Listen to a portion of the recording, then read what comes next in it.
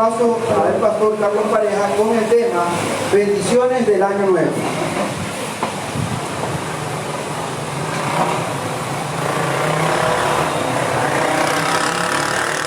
Buenos días, amados hermanos, que Dios les bendiga. Amén. ¿Cuántos están gozosos en esta mañana? Amén. ¿Seguro? Amén. Llenos de gozo estamos en esta mañana y damos gracias a Dios porque nos permite reunirnos, ¿no? Tener la libertad de poder hacerlo y poder abrir las páginas de nuestras Biblias con toda la libertad, con todo el gozo que debe tener cada hijo de Dios, ¿no? Entonces, en esta mañana tenemos el tema, como ya lo dijo nuestro hermano, las bendiciones del año nuevo. Y vamos a abrir nuestras Biblias en la primera carta del apóstol Pedro, en el capítulo 5. Vamos a, en esta mañana, hacer énfasis en el versículo 10. Este es el texto que tenemos para nosotros en esta mañana, nuestro texto de estudio, ¿no? Y que tengan un próspero año nuevo y les deseo un venturoso año nuevo en el que se cumplan todos sus anhelos y todos sus deseos. Con estas y muchas otras expresiones manifiesta la gente su genuino deseo de bendición y prosperidad para sus conocidos y para sus seres queridos. ¿Verdad que en estos días es muy probable que cada uno de nosotros haya recibido estas palabras? Una feliz Navidad y que tenga también un próspero año nuevo, un bendecido año nuevo. Estas son, decía, manifestaciones que todos nosotros en alguna oportunidad hemos expresado, las hemos dicho y también las hemos recibido. Entonces son manifestaciones de afecto, manifestaciones donde la gente nos desea que nuestros deseos, nuestros anhelos sean bendiciones y prosperidad para nuestras vidas. Y en la Biblia también, mis hermanos, encontramos maravillosas bendiciones. Y creo que una de las mayores bendiciones que nosotros hallamos en la Biblia es aquella que dijo el sumo sacerdote Aarón, cuando él daba al pueblo de Israel después de cada sacrificio. Recuerdan ustedes, el sacerdote daba este tipo de bendiciones a las personas, y esta bendición la hallamos en Números capítulo 6, versículos 24 a 26, donde dice: Jehová te bendiga y te guarde, que Jehová haga resplandecer su rostro sobre ti y tenga de ti misericordia, y Jehová alcance sobre ti su rostro y ponga en ti paz. Esta es la bendición que el sacerdote Aarón le expresaba al pueblo después de que se hacían los sacrificios. Es una bendición que sin duda cada uno de nosotros la hemos hecho nuestra o la hemos también deseado a otras personas. Y el apóstol Pablo también era una de aquellas personas que daba hermosas bendiciones. Por ejemplo, en la segunda carta a los Tesalonicenses, capítulo 2, versículos 16 y 17 dice: y el mismo Jesucristo, Señor nuestro, y Dios nuestro Padre, el cual nos amó y nos dio consolación eterna y buena esperanza por gracia, conforte vuestros corazones y os confirme toda buena palabra y obra. ¿Se dan cuenta? Esta también es una bendición que Pablo expresaba en este caso a sus hermanos de la iglesia en Tesalónica, y es una bendición que sin duda es también para nosotros en este tiempo. Y el mismo Señor Jesucristo, Dios de nuestro Padre, el cual nos amó y nos dio consolación eterna y buena esperanza por gracia, ¿qué dice? Conforte vuestros corazones. Que esa sea la bendición para cada uno de nosotros, dice Pablo: conforte vuestros corazones y confirme toda buena palabra y obra. Y en el Antiguo Testamento, en el libro de Ruth, hallamos que el saludo también era un tipo de bendición. Es decir, cuando se saludaban era también como un tipo de bendición. Ruth capítulo 2, versículo 4 dice: y he aquí que Booz vino de Belén y dijo a los segadores: Jehová sea con vosotros. Y ellos respondieron: Jehová te bendiga, Jehová te bendiga, que el Señor te bendiga. Y ¿no les parece a ustedes, mis hermanos, una maravillosa bendición que nosotros podríamos dar también a alguien? Y creo también que este debe ser el saludo de todos nosotros como cristianos, ¿no? Cada uno de nosotros como cristianos debemos saludarnos de esta manera. Que Dios te bendiga, mi hermano. Y eso vemos acá, dice que Booz vino de Belén y dijo a los seguidores: Jehová sea con vosotros. Él les dio este tipo de saludo, que era una bendición, y ellos, dice, le respondieron, los segadores le respondieron a Booz: Jehová te bendiga, que Dios te bendiga. Y les decía que este es el tipo de bendición que debe también estar en nuestros labios. Esta debe ser la manera como los cristianos debemos saludarnos. ¿Cómo debemos saludarnos? No sencillamente: hola, ¿qué tal? ¿Y cómo te fue? No. Que Dios te bendiga, mi hermano. Que Dios te bendiga. No, ese debe ser el saludo de nosotros como cristianos. Y así debemos saludarnos.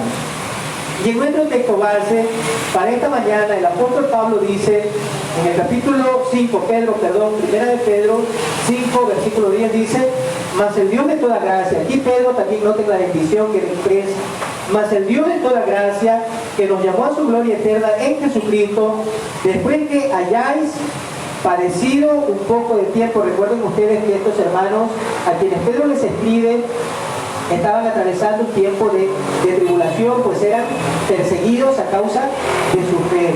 Y dice Pedro, para animarles, para que ellos puedan reconfortarse, les dice: aquel Señor, el Dios de toda gracia, que los llamó a su gloria eterna en Jesucristo, después que ustedes hayan padecido un poco de tiempo, Él mismo dice, ahora luego dice, os perfeccione, afirme, fortalezca y establezca. Noten el deseo de Pedro.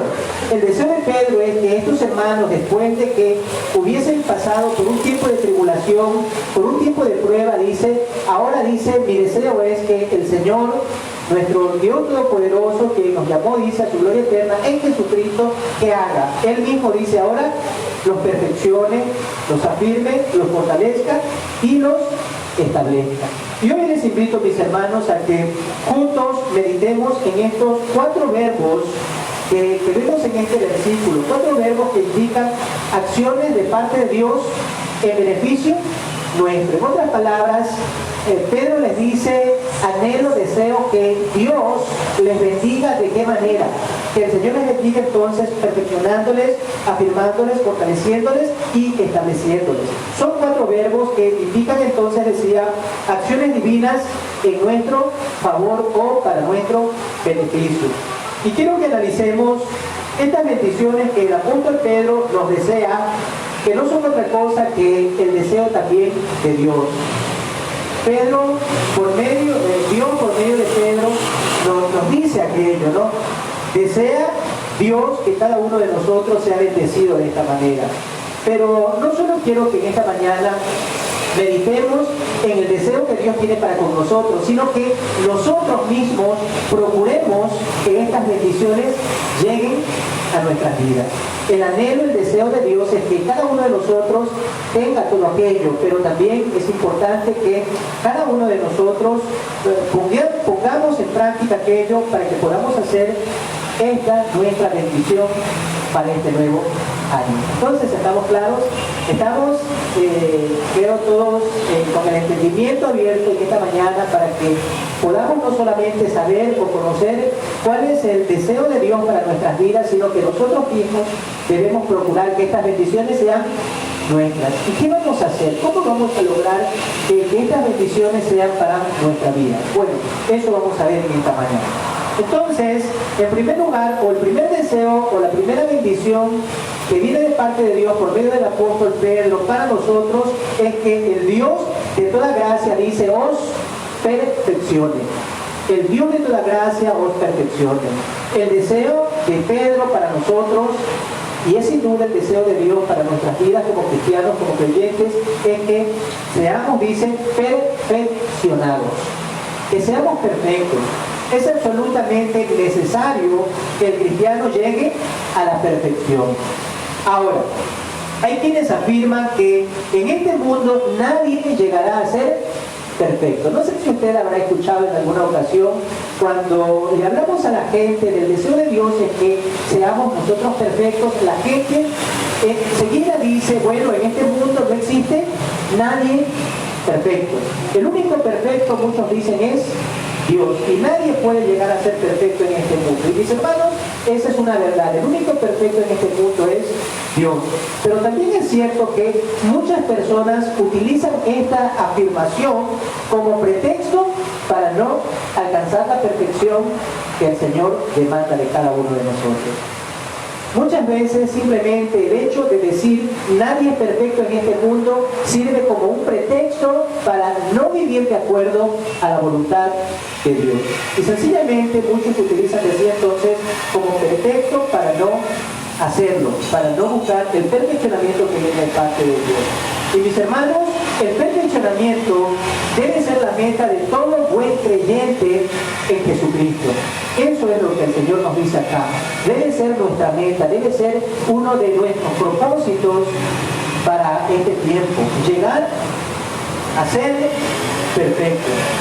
La meta de todo buen creyente en Jesucristo es llegar a la estatura del varón perfecto. Por lo tanto, con la ayuda de Dios debemos esforzarnos cada día por alcanzar esa perfección que el Señor demanda de cada uno de nosotros. Si nosotros como cristianos no llegamos a la perfección, entonces no habremos logrado el propósito por el cual Dios nos puso en este mundo. ¿Es posible la perfección para la vida de un cristiano? Sí, porque el Señor demanda aquello de nosotros. Y Dios sabemos que no nos pide algo que nosotros no podamos hacer. Entonces el Señor nos pide que lleguemos a la perfección. Y si no logramos aquello, no habremos entonces logrado el propósito por el cual el Señor nos puso en este mundo. El propósito de Dios, mis hermanos, es que logremos nuestra perfección. Y el Señor, miren, trabaja cada día y no cesará hasta ver acabada su obra. Por ejemplo, el apóstol Pablo en la carta a los Filipenses, capítulo 1, versículo 6, y este es mi versículo favorito. Quienes me conocen saben que este es mi versículo favorito, y sé que el Señor demanda de nosotros la perfección, y aquí lo dice claramente. Dice Pablo, estando persuadido de esto. ¿Qué es en lo que Pablo estaba persuadido? Que el que comenzó en vosotros la buena obra, es decir, el Señor empezó una buena obra en nosotros un día, cuando nosotros llegamos a Él para que nos salve. No es que nosotros le buscamos a Él, sino que Él salió en nuestra búsqueda. Él vino y nos rescató y nos salvó. Nosotros estábamos muertos en nuestros delitos y pecados, y si hubiese sido por nosotros, dice la Biblia, el apóstol Pablo en la carta a los Romanos, que nosotros, por nuestra propia voluntad, jamás hubiésemos buscado a Dios. Él vino en nuestra búsqueda. Él dejó su trono de gloria y vino a morir en la cruz del Calvario para darnos la salvación. Y el deseo de Pedro dice acá entonces, cuando vemos acá en este texto, es que el Señor siga pacientemente formándonos a imagen y semejanza de su Hijo.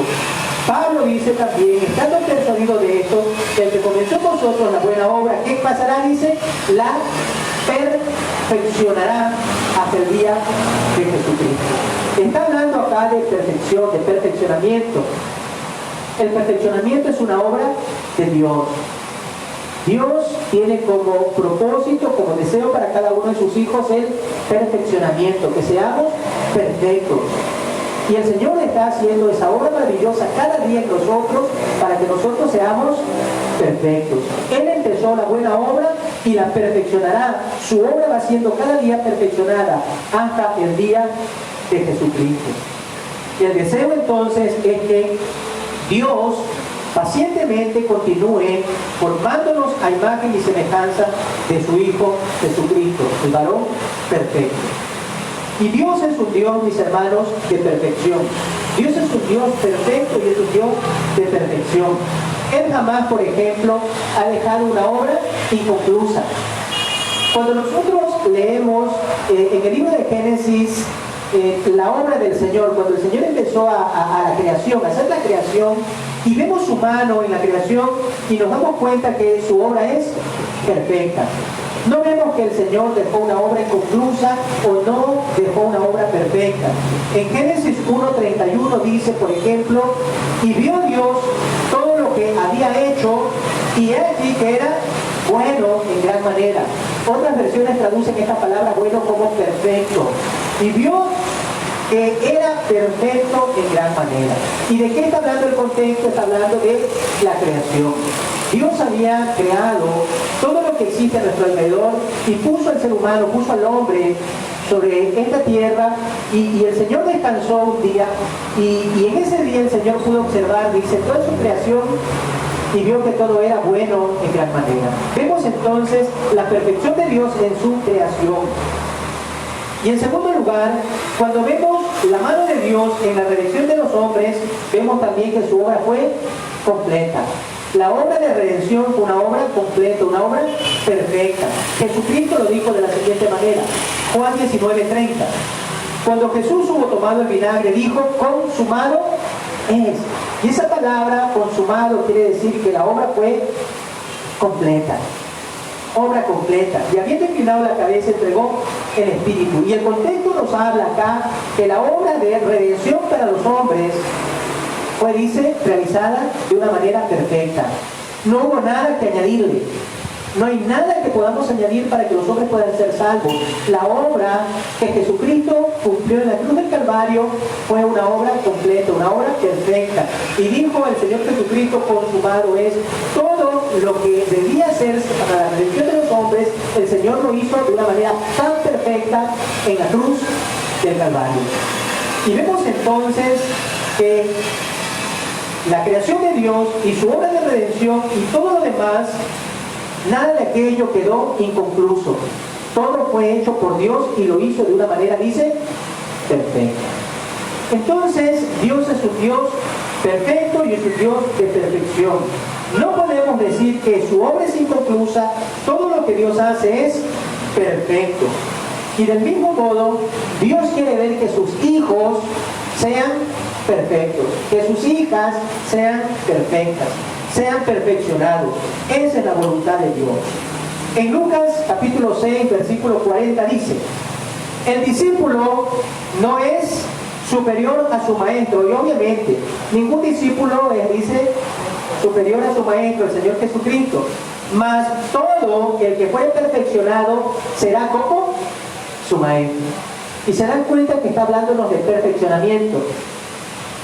Y a veces Dios decía, la gente se excusa, nadie es perfecto en este mundo sencillamente para no cumplir con la voluntad de Dios. Y es simplemente una excusa para seguir viviendo de la manera como a nosotros nos agrada vivir, nada más. La voluntad de Dios es que seamos perfeccionados para que lleguemos a ser como nuestro Maestro. Y el mensaje pronunciado por el Señor Jesucristo al término de su sermón del monte Recuerdan ustedes las bienaventuranzas, ¿no? Al finalizar ese mensaje, el llamado es claro. Mateo capítulo 5, verso 48. Sed perfectos como vuestro Padre Celestial es perfecto. ¿Sí se dan cuenta? Entonces, el anhelo, el deseo de Pedro, vimos en la primera carta, capítulo 5, versículo 10, dice, en primer lugar, que seamos perfeccionados. Ese es el anhelo, el deseo de Pedro. La bendición que Pedro quiere para nosotros y la bendición que Dios quiere para nosotros es que seamos perfeccionados. Y eso es lo que vemos acá. La Biblia, el Señor Jesucristo en la Biblia dejó registrar estas palabras. Ser perfectos como vuestro Padre Celestial es perfecto. Es el llamado que tenemos nosotros como cristianos a ser cristianos perfectos. Que seamos perfectos. ¿Cómo logramos aquello? ¿Cómo logramos aquello? ¿Cómo llegamos a ser perfectos? Bueno, en primer lugar, debemos entender que esta obra le corresponde al Señor. El Señor es quien hace la obra de nuestro perfeccionamiento. Él empezó, dice, una buena obra en nosotros y Él dice quién la perfecciona. Entonces, debemos entender que la obra es del Señor. Pero, ¿qué debemos nosotros hacer como cristianos? Debemos esforzarnos. Debemos esforzarnos para que esa obra, esa buena obra, se cumpla en cada uno de nosotros. Si bien la obra es del Señor, cada uno de nosotros debe esforzarse para que esa obra que el Señor quiere cumplir en nosotros sea hecha. Es lo que nosotros vemos acá. Y vemos algunos ejemplos de la Biblia que nos hablan de aquello.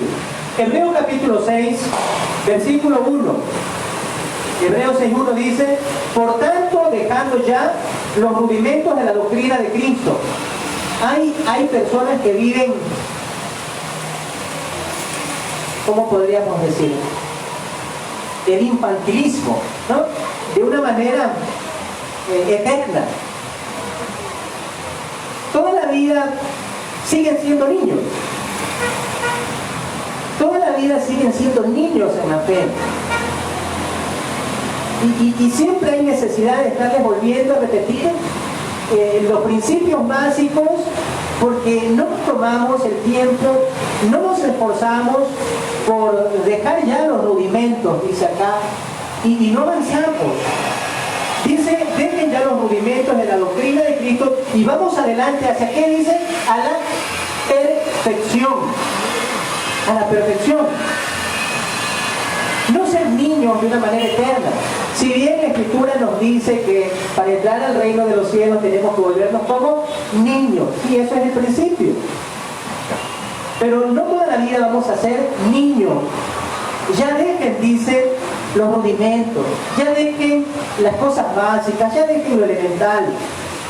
Ya, dice, dejen aquello. Y esa es la manera como nosotros debemos esforzarnos. ¿Cómo debemos o cómo podemos permitir que la obra del Señor se realice en nosotros? Esa obra de perfeccionamiento dice, en primer lugar, dejen los rudimentos de la doctrina de Cristo y vamos adelante, vamos hacia más cosas, hacia cosas mayores. Por eso sigamos aprendiendo más y más hasta que lleguemos a ser cristianos maduros. Ahora, cuando estamos hablando acá ya nos aclara un poco la idea. Cuando hablamos de perfeccionamiento, está hablando de madurez, ¿no? Estamos hablando de madurez.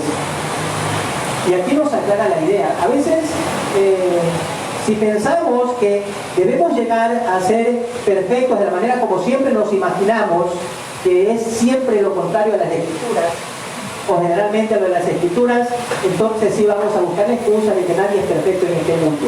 Pero cuando hablamos de perfeccionamiento en las Escrituras, y en este caso Pedro está hablando sencillamente de madurez espiritual. Eso es lo que estamos hablando acá. Ser perfectos, dice, es maduros en la fe. Dejen las cosas básicas, aprendan más y más hasta que lleguemos a ser cristianos maduros. Dejemos de ocuparnos de las primeras enseñanzas que se nos dieron acerca de Cristo y no sigamos hablando de cosas simples. Dejemos de hacer lo malo, sigamos a Cristo y dejemos de pecar para no morir. Y ya sabemos que debemos confiar en Dios. Estoy leyéndoles en la traducción al lenguaje actual. Y acá vemos que debemos hacer algunas cosas. Dejen rudimentos de la doctrina de Cristo, dejemos de ocuparnos de las primeras enseñanzas, no sigamos hablando de cosas simples, dejemos de hacer lo malo, sigamos a Cristo y dejemos de pecar para no morir. Y ya sabemos que debemos confiar en Dios. Esa es la manera como nos esforzamos para alcanzar la madurez espiritual, el hecho de ser perfectos en Cristo. Y Filipenses capítulo 3, versículos del 13 al 18, leo todavía en esta misma versión. Hermanos, yo sé muy bien que todavía no he alcanzado, decía Pablo, note, la meta. Y si Pablo podía decir aquello, imagínense, ¿qué podría decir yo, no? Y si Pablo decía, todavía no he alcanzado la meta, pero ¿qué he hecho? He decidido no fijarme en lo que ya he recorrido. Y hemos en este año, mis hermanos, recorrido un buen camino, un buen trayecto. Pero Pablo dice, he decidido no fijarme en lo que ya he recorrido, sino que ahora, el tiempo presente, me concentro en lo que me falta todavía por recorrer. Todavía me falta por recorrer. Así que sigo adelante hacia la meta para llevar el premio que Dios nos llama a recibir por medio de Jesucristo. Todos los que ya hemos progresado mucho en nuestra vida cristiana debemos pensar de esta manera. Y si alguno de ustedes piensa de manera diferente, hasta eso les hará ver Dios con claridad. Lo importante es que todos nosotros sigamos las mismas reglas. Hermanos míos, sigan mi ejemplo y fíjense en lo que así lo hacen. Hay muchos que viven como si la muerte de Cristo en la cruz no sirviera de nada. Me encanta esta traducción, este versículo. Dice, hay muchos que viven como si la muerte de Cristo en la cruz no sirviera de nada. Imagínense, nos parece que no les importa el sacrificio de Cristo en la cruz. Eso ya se los había dicho a ustedes varias veces, pero ahora vuelvo a repetirlo y lo digo con lágrimas en mis ojos, dice Pablo. ¿Se dan cuenta? Entonces, ¿cómo alcanzamos la perfección? ¿Cómo llegamos a ser personas maduras, personas perfectas? Bueno, cuando dejamos, dice Pablo en este versículo, en estos versículos en la carta a los Filipenses, cuando me concentro en lo que viene por delante y ya no tanto en lo que ha quedado atrás. Lo de atrás simplemente me sirve como una experiencia para mi vida, pero ahora tengo puestos mis ojos en lo que tengo por delante.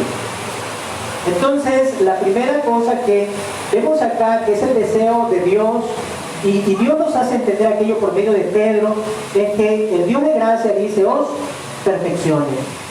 Entonces, mis hermanos, meditemos en el deseo de Dios. Y no solamente decía, meditemos en el deseo de Dios, sino que nosotros procuremos ser perfectos. Procuremos que el próximo año podamos, si el Señor nos permite estar con vida, seamos maduros en la fe. Que seamos perfectos en el Señor. Es el deseo de Dios y es algo que nosotros debemos procurar para nuestra vida. Es una bendición que viene de parte de Dios y yo debo procurar que esa bendición sea mía. ¿Y cómo? Sencillamente ya vimos aquí estos textos que nos hablan de cómo podemos hacer aquello. En segundo lugar, o la segunda bendición que llevamos acá es que el Dios de toda gracia os afirme. El Dios de toda gracia os afirme. Primero, que nos perfeccione. En segundo lugar, que nos afirme. Es decir, que nunca dejemos de confiar en el Señor. Esa es la idea de afirmar. Que nunca dejemos de confiar en el Señor. Ser afirmado por Dios, mis hermanos, debe también ser el deseo o el anhelo de cada uno de nosotros como creyentes en el Señor. Este es un tiempo donde hacemos muchas resoluciones, ¿verdad? Y en este tiempo, siempre en diciembre y el mes de enero, nosotros nos proponemos cosas, queremos hacer o alcanzar metas, ¿no es cierto?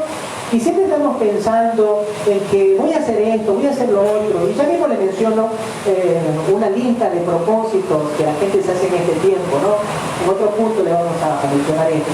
Pero este es un tiempo donde hacemos muchos propósitos en esta vida, pero miren, una de las cosas que debería que estar allí dentro de esos propósitos es que seamos afirmados en el Señor.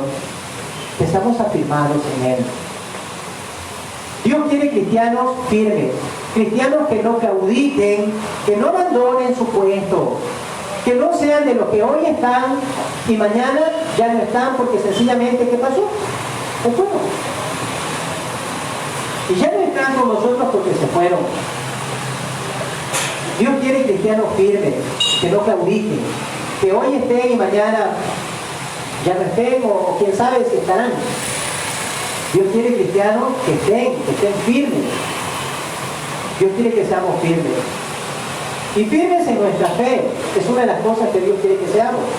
Segunda carta de Pedro 3:17 dice: por tanto, amados, sabiendo esto de antemano, estad en guardia, no sea que, arrastrados por el error de hombres libertinos, y cuánto de libertinaje vemos hoy o vemos en este tiempo, ¿no? Mucho libertinaje. Púlpitos o altares que se han vuelto centros de entretenimiento o circos. Cuidado, dice. Cuidado con permitir ser arrastrados por el error de hombres libertinos. Y corremos el peligro de caer de vuestra firmeza. Tengamos cuidado.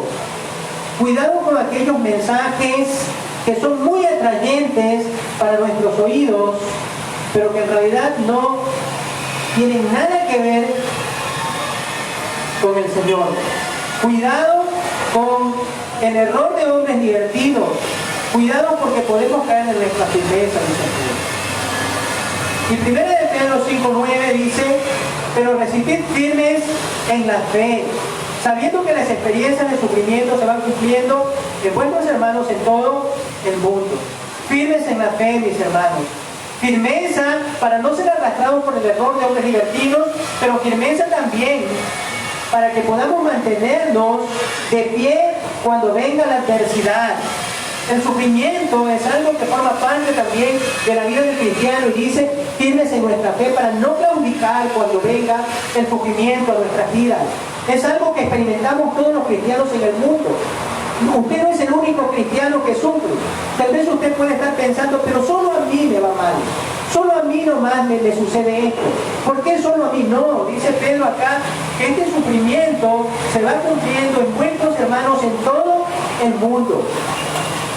Y como dije en una ocasión, mis hermanos, si usted vive el cristianismo de la manera como debe vivirse, entonces usted va a encontrar siempre oposición, va a encontrar sufrimiento. Aquellos que viven el Evangelio conforme el Señor demanda en su palabra, siempre van a tener sufrimiento. A veces tenemos la idea equivocada que mientras más fieles somos al Señor, menos sufrimiento debemos tener. No, mis hermanos. Aunque suene contradictorio esto, no es así. Entonces no estoy diciendo que alguien no sea fiel al Señor. Tampoco estoy diciendo aquello. No voy a ser fiel al Señor para no sufrir. No. El hecho es que si nosotros somos cristianos y queremos vivir conforme a la voluntad de Dios, entonces vamos a tener sufrimiento. Vamos a tener oposición. El mundo aborrece al Señor. El mundo aborrece a los cristianos. Y si usted es un cristiano al cual el mundo no le aborrece, entonces déjeme decirle que algo está pasando en su vida.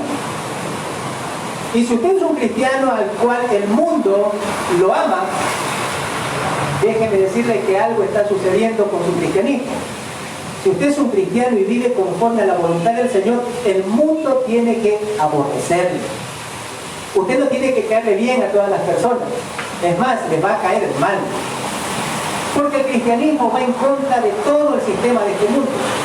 Y si usted vive conforme a este mundo, entonces usted la va a pasar súper que bien en este mundo. Pero si vive conforme a la palabra de Dios, que es contraria a este mundo, entonces usted va a alcanzar oposición. Así que no crea que usted es el único que sufre en el mundo. Hay muchos cristianos que sufren por el hecho de ser creyentes. Y en la primera carta a los Corintios 15:58 dice: por tanto, mis amados hermanos, estad firmes, constantes, abundando siempre en la obra del Señor, sabiendo que vuestro trabajo en el Señor no es en vano. Entonces, firmes para no ser arrastrados por el error de hombres libertinos, firmes cuando tengamos que experimentar el sufrimiento, y firmes en nuestro servicio al Señor. Si usted está sirviendo al Señor, no deje de hacerlo. Mi hermano, si usted estaba sirviendo al Señor y por alguna situación, por algo en su vida dejó de hacerlo, bueno, este es el año donde usted puede retomar nuevamente su servicio al Señor. No deje. Cada año debemos más bien asumir mayores responsabilidades. Eso es crecimiento. No dejar, no retroceder, sino más bien avanzar, asumir mayores responsabilidades el próximo año, ¿no?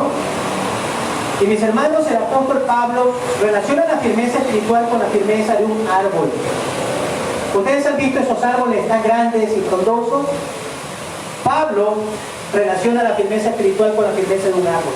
En Efesios 3:17 dice, para que habite Cristo por la fe en vuestros corazones, a fin de que, arraigados, ahí está el ejemplo de un árbol, arraigados y cimentados en amor. Arraigados, sí. Un árbol se arraiga, sus raíces se introducen lo más profundo posible para que de esa manera, cuando vengan las tempestades, el árbol no caiga. Y Colosenses 2:7 dice, arraigados una vez más y sobreedificados en él y confirmados en la fe, así como habéis sido enseñados, abundando en acciones de gracia. Como el árbol dice acá, cuyas raíces han llegado a lo más profundo de la tierra, Dios quiere cristianos así. Dios quiere cristianos firmes, firmes en su fe, como arraigados y cimentados en amor y firmes en aquello que se les ha enseñado. Firmes. Eso es la idea. Esa es la idea para todo cristiano. Y mis hermanos, que sea esta también una de nuestras metas del nuevo año. Ser más firmes en el Señor. ¿Por qué debemos estar firmes? Isaías 26:3 nos responde. Al de firme propósito guardarás en perfecta paz porque en ti confía. ¿Qué dice Isaías? Aquel que es firme en el Señor dice, le guarda en perfecta paz. Y como vimos la semana pasada, ¿no? Que paz, según lo que el Señor nos enseña, no es ausencia de problemas, sino que es en medio de la tempestad podemos tener ese estado de tranquilidad. ¿Por qué? Porque hemos confiado en el Señor, que Él nos sostiene en su mano poderosa. Al de firme propósito el Señor le guarda en perfecta paz. Salmo 112, versículo 7.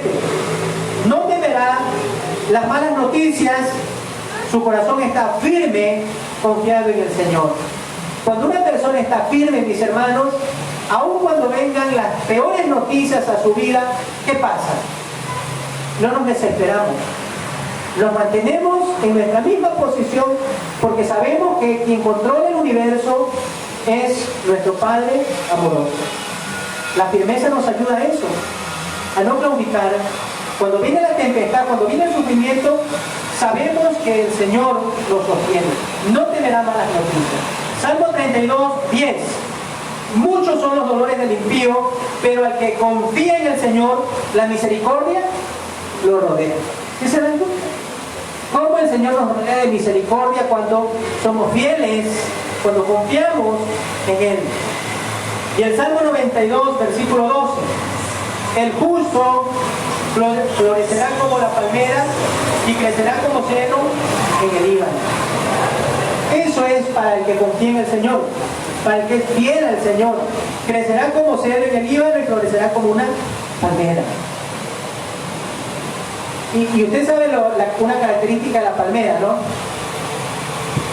La palmera, viene el viento, sopla fuerte y la palmera puede inclinarse, puede flexionar su momento, pero no cae. No cae. Esa es la característica de la palmera. Simplemente viene el viento y la fuerza un poco y obviamente estamos hablando de esa que han echado bien sus raíces, ¿no? Porque tal vez usted me dirá, yo he visto palmeras que sí se han caído. Y yo también he visto. Pero están hablando acá de aquellas que están bien, con sus raíces bien ajustadas. Y viene el viento y no pasa nada. Es importante entonces, mis hermanos, estar bien firmes hagamos cada día del nuevo año más firme nuestro cristianismo, más firme nuestro cristianismo, confiando en que el Señor nos ayuda.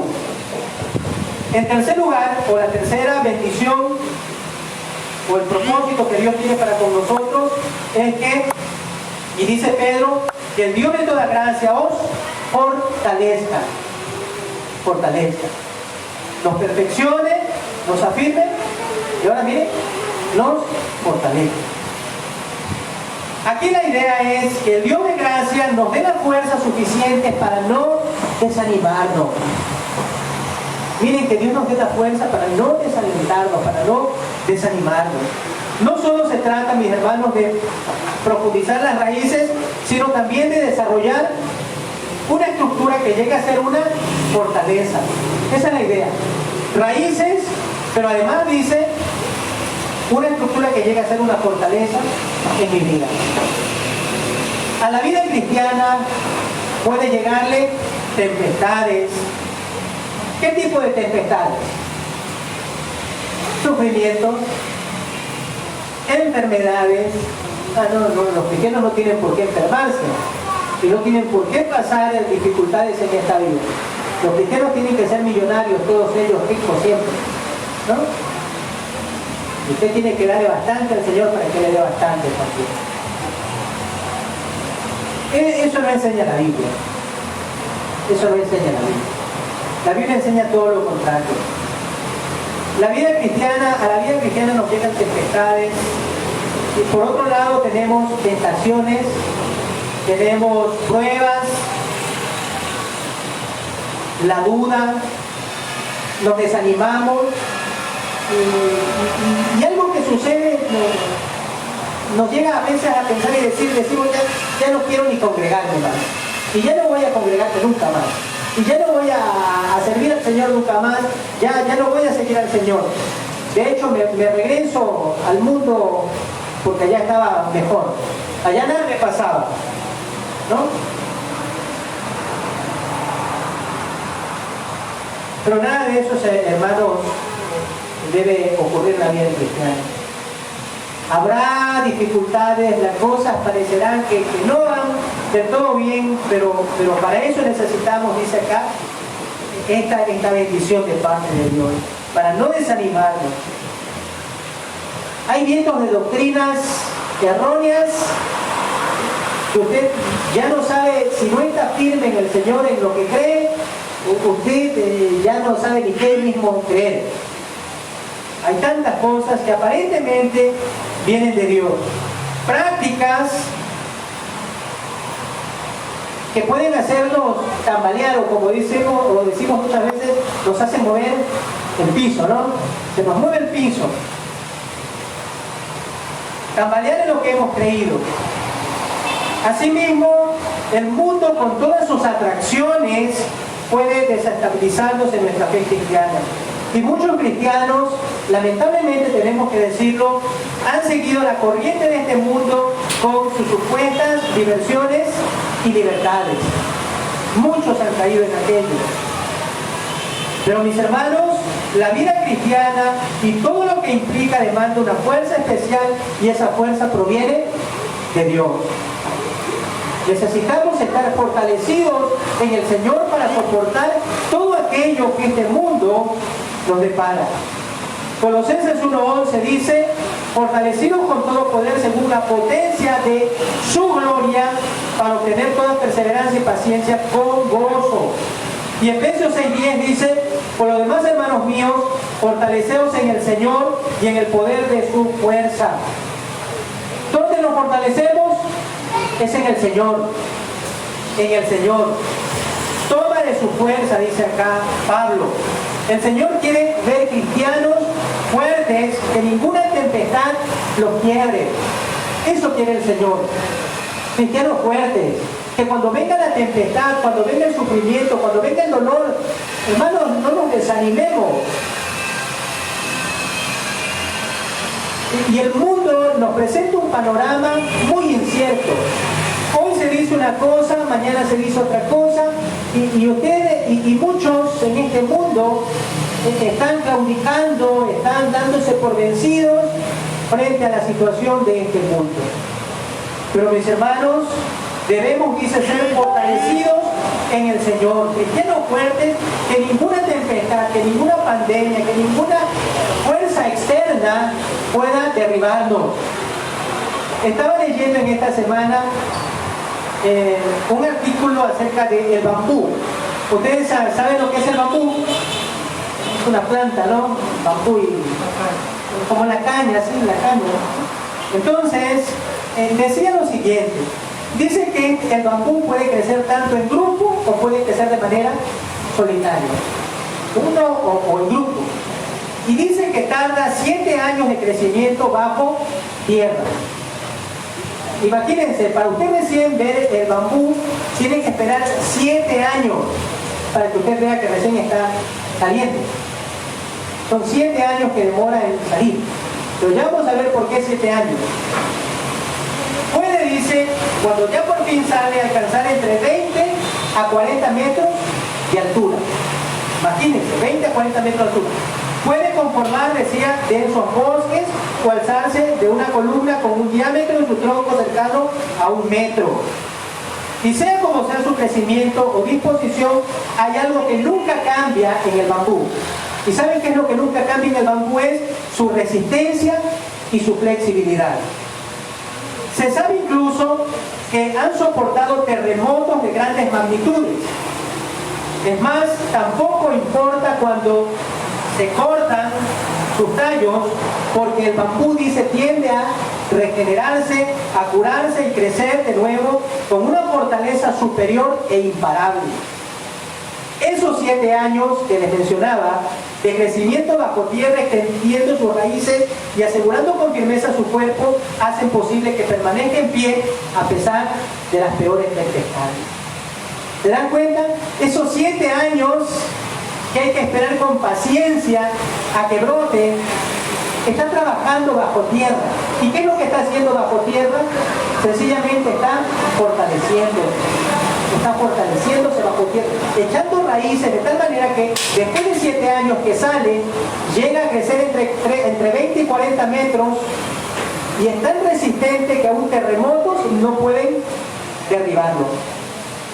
Y permanece en pie. Y aún cuando lo corten, dice, vuelve a regenerarse. Y cuando sale, dice, sale con mayor fortaleza. ¿Qué nos enseña esto? ¿Qué aprendemos del bambú? Aprendemos del bambú su flexibilidad y su fortaleza, ¿no? Es decir, puede doblarse, pero nunca cae. Vuelve nuevamente a su estado normal. Y no hay tempestades que puedan derribarlo. Y 7 años de preparación, 7 años de profundizar raíces, y mis hermanos, eso es lo que muchas veces ocurre en nuestra vida cristiana. Estamos aprendiendo. Y ese tiempo de preparación, antes de salir a escena, estamos preparándonos y debemos estar, dice, echando raíces tan fuertes para que podamos estar bien cimentados, para que cuando aparezcan tempestades, pestes y todo lo que tenga que venirnos, los cristianos permanecemos en pie. La tempestad nos doblega un poco, pero somos flexibles ante ella y cuando ya pasa todo aquello volvemos nuevamente a estar de pie. Así, ese es el tipo de fortaleza que necesitamos. Y dice acá Pedro que el mismo Dios de toda gracia les fortalezca. La obra es del Señor, recuerden.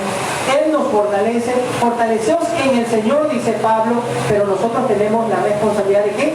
De permitir que esa obra sea desarrollada en nosotros.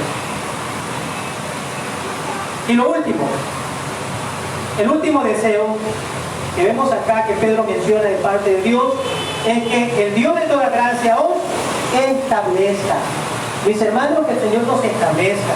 La idea es echar un cimiento o poner bases. Nuestro Señor quiere que espiritualmente hablando seamos firmes y fuertes como los cimientos de un gran edificio. ¿Ustedes han visto la construcción de un edificio? Hermano Juan nos enseña de eso. Nos puede enseñar de eso, ¿no? Y usted sabe que, mi hermano Juan, usted lo sabe, ¿no? Que para tener o levantar una edificación se necesita tener un buen fundamento. Y si no hay un buen fundamento, ¿qué ocurre? Corre el riesgo de que eso se desmorone, se caiga.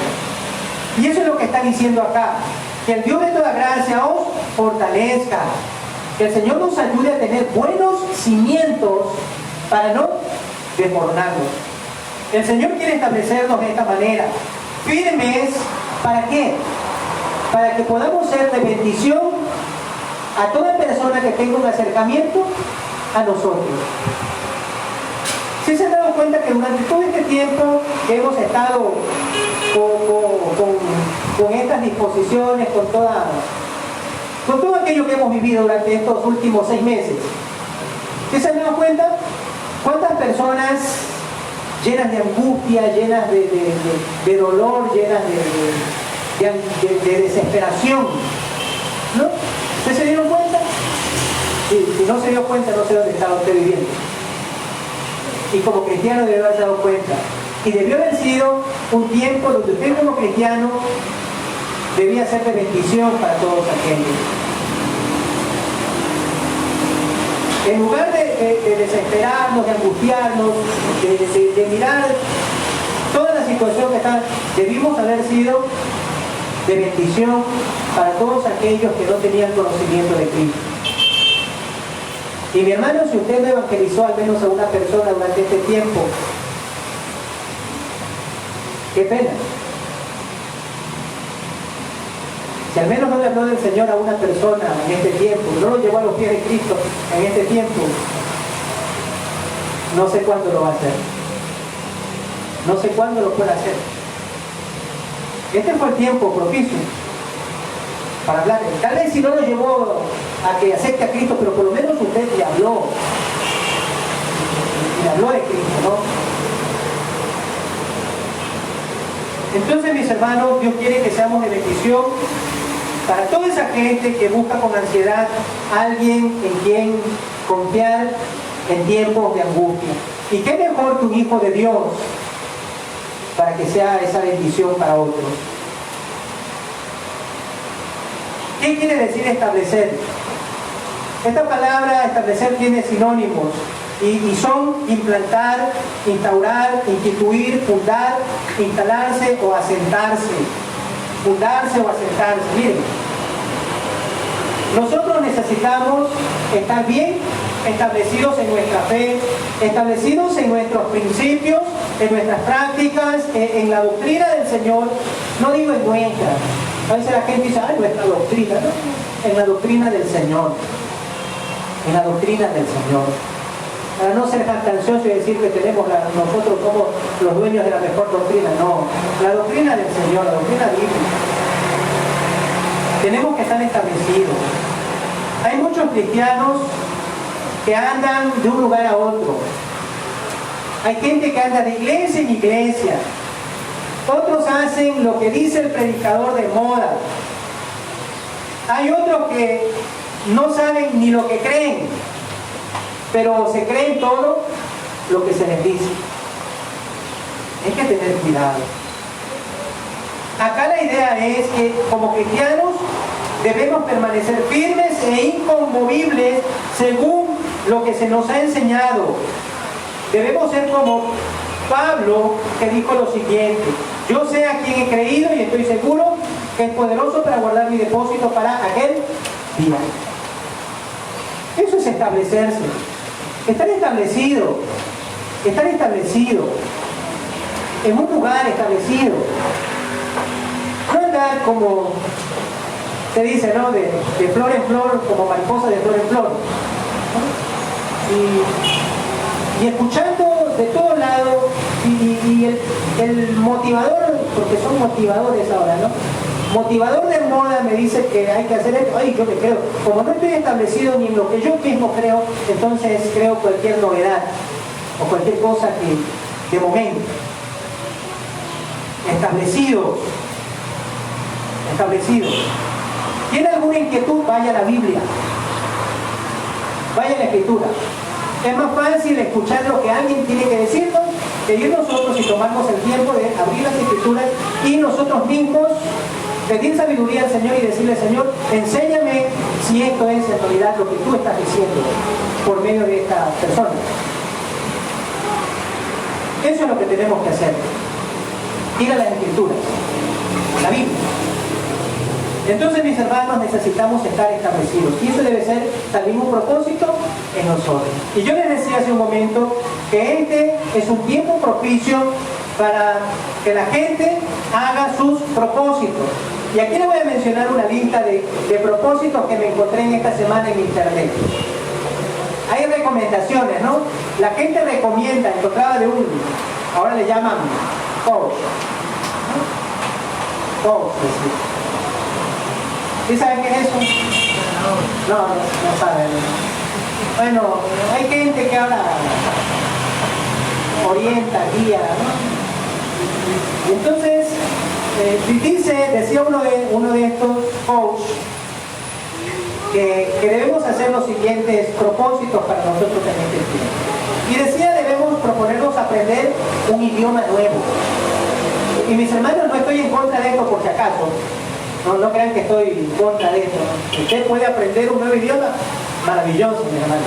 No estoy en contra, quiero aclarar eso. Sencillamente estoy mencionándoles lo que dice. Otros dicen, o también decía en la lista, encontrar un trabajo en el cual yo me sienta feliz y realizado. Encontremos un mejor trabajo. Otra cosa de la lista decía ahorrar. Es un buen consejo. Yo creo que es un buen consejo, ahorrar. Tener más tiempo para mí mismo y para mis hobbies. Mayor tiempo para mí mismo y para mis hobbies. Utilizar menos el móvil o el celular. Es un propósito, dice. Y yo creo que vamos a poner ese propósito aquí, ¿no? Que apaguen los celulares cuando ingresamos a este lugar, para que ya no suenen, ¿no? Y ahí están los que no traen Biblia y leen en el celular. Ahí se complicó todo, dice. No, está bien, la tecnología está bien, no estoy en contra de eso. Pero en lo posible, mis hermanos, el libro. No nos olvidemos del libro. No nos avergoncemos de llevar el libro en la mano. Y no digo por todo, ¿no? Por lo tanto, alguien puede decir que se avergüenza, y no es por eso. Yo sé que hay hermanos que, por ejemplo, el día miércoles vienen de sus trabajos y vienen directamente acá y vienen con su celular en número directo. Está bien. Y yo los veo el domingo que sí traen su Biblia. Esos no son los casos. Pero a veces vamos reemplazando, ¿no? El teléfono por la Biblia. Y decía eso. Otro dice, otra cosa en la lista decía, reducir el nivel de estrés. Reduzcan el nivel de estrés. Hacer más deporte. Aquí había una que es interesante, bajar de peso. Bajar de peso.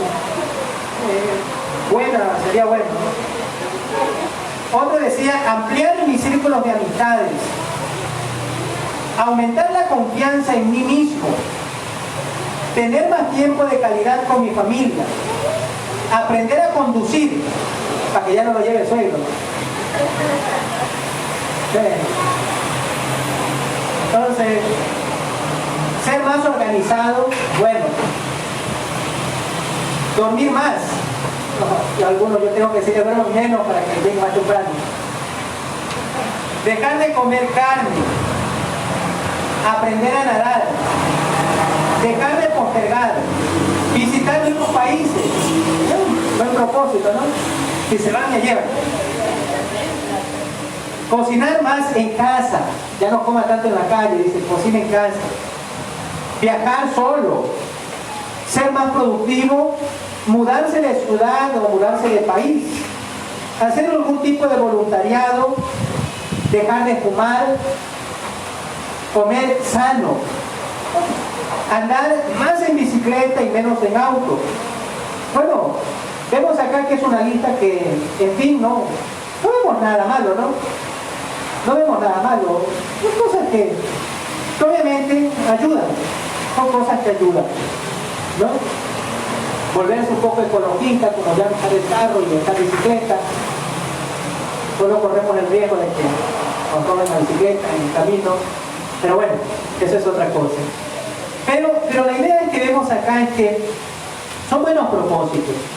Son buenos propósitos. Pero mis hermanos, yo creo que por sobre todas las cosas que podamos hacer en esta vida, o los propósitos que podamos tener para nosotros en este nuevo año, yo creo que al hacer nuestra entrada a este nuevo año con la bendición de Dios por sobre todas las cosas, porque no sabemos si el día de mañana estaremos acá con vida, puede ser que el Señor venga en esta oportunidad, este día, no sabemos. Pero si el Señor nos permite entrar a un nuevo año, hagamos el propósito como cristianos de invertir más tiempo cada día para la oración. Como cristianos debemos tener ese propósito. Está bien, lo otro está bien, el hacer ejercicio, aun cuando Pablo dijo el ejercicio corporal para poco es provechoso, ¿no? Para poco es provechoso, más bien ejercítate para la piedad, ¿no? Entonces, aun cuando Pablo dijo eso, no creo que sea algo malo, pero lo que estoy diciendo es que por sobre todas esas cosas, ejercitémonos en las cosas que tienen que ver con la eternidad, ¿no? Entonces, invirtamos más tiempo cada día para la oración. Un segundo propósito para nosotros como cristianos es invertir más tiempo cada día para el estudio de la palabra de Dios. Que podamos estudiar la palabra de Dios más. ¿No? Ese sería otro propósito. El propósito de congregarnos más que este año. Que podamos ya congregarnos. Si antes usted solamente venía el día domingo, si este año solamente fue de domingo, o como comúnmente decimos los domingueros, ¿no? Si simplemente fue el hecho de venir el domingo, bueno, que este año sea nuestro propósito venir también entre semana. Venir a orar juntos como iglesia, venir a estudiar la palabra de Dios como iglesia.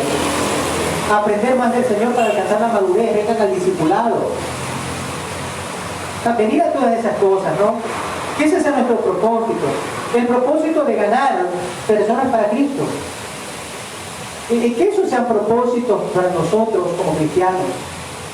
Y en fin, mis hermanos, que en el año nuevo busquemos de parte de Dios ser perfeccionados, como vimos hoy. Busquemos, procuremos en este nuevo año ser perfeccionados. Dejemos la excusa de que nadie es perfecto. El Señor nos pide y demanda de nosotros perfección y nosotros debemos ser perfectos. Buscar la madurez espiritual. Busquemos en este nuevo año ser afirmados, firmes en el Señor, firmes, que nada nos mueva de nuestra posición, el ser fortalecidos, como la palmera o como el bambú, ¿no? Que el viento o la tempestad los dobla, pero que no los quiebra, no los rompe, vuelven a su estado natural y seamos establecidos y busquemos ser establecidos, ¿no? Establecidos en lo que creemos, en lo que somos, en lo que hemos aprendido, establecidos en aquello, en el Señor, más fidelidad a nuestra iglesia, más fidelidad al Señor, más fidelidad al congregarnos. Estoy preparando para el próximo mes una serie de estudios que tienen que ver con, uno de ellos es con los asientos vacíos. Vamos a llenar los asientos vacíos. Bueno, que esa sea una meta para nosotros también el próximo año, si Dios nos permite vivir. Entonces, mis hermanos, que esto sea algo que nosotros procuremos. No estoy diciendo que no tomemos en cuenta esas otras cosas, que son buenas, pero hay cosas que están por encima de aquellas cosas que son buenas, como son nuestra relación con el Señor.